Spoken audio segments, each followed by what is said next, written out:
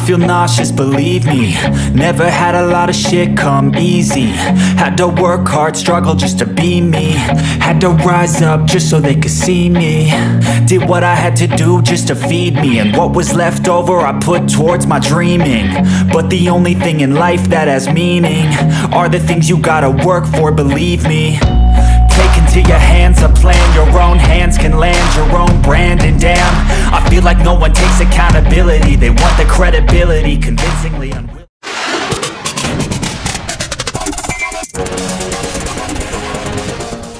Hello guys, this is Hello TV. Welcome to my vlog. Isa na namang makabuluhang bagay ang hatid sa inyo ng Hello TV. Hindi na kailangan pang magpatumpik-tumpik pa.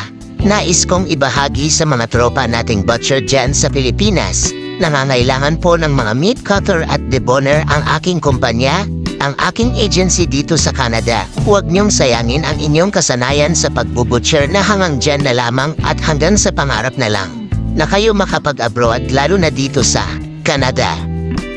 Sayang ang panahon na lumilipas kung sasabihin nyo na saka na lang at kung may sapat naman talaga kayong kakayanan at pasok sa qualifications ng aking kumpanya na pinagtatrabahuan at ang agency na nagpaalis sa akin papuntang Canada. Umpisahan nyo na at abutin ang ginhawa ng buhay dito sa Canada alang-alang sa kinabukasan ng inyong pamilya. Sa katulad ko na nangarap din at napagtanto na baka pagdating ng panahon ako'y magsisi dahil hindi ako sumubok at gamitin ang aking kasanayan. Ang aking agency ay no placement fee, no processing fee at no salary deduction. Kailangan lamang na kayo ay pasok at meron kayo sa criteria na hinahanap nila. Sa mga meat cutter at deboner na tropa natin dyan, mag-apply na kayo mga qualifications.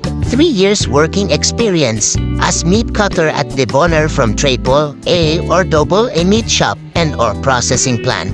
At least high school graduate, able to understand English, valid Philippine passport, NBA clearance, SSS contributions na tugma sa mga experience mo bilang butcher, physically fit and not more than 40 years old, IELTS English proficiency with the following score: listening katumbas equals 4.5, reading katumbas equals 3.5, speaking katumbas equals 4.0, and writing katumbas equals 4.0.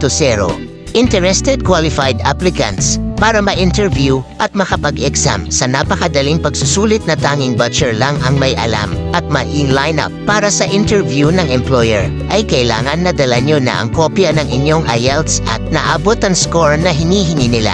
Kapag mayroon ka na sa lahat ng naunang nabanggit, ay mas maigi kontakin nyo na ang agency para ipabatid sa kanila na mayroon ka na sa lahat ng kanilang qualifications at para mabigyan ng kumpletong gabay bago magtungo sa opisina. Para sa mga kumpletong kaparaanan para sila'y inyong makausap, aking ilalagay sa screen ang lahat ng contact numbers nila, website, FB page, at mga email. Ayan, hanggang dito na lang mga tropang butcher, at sana'y huwag niyong palagpasin ang pagkakataon na tumalay nyo kayo na ang susunod na makakarating dito. Tara na, apply na!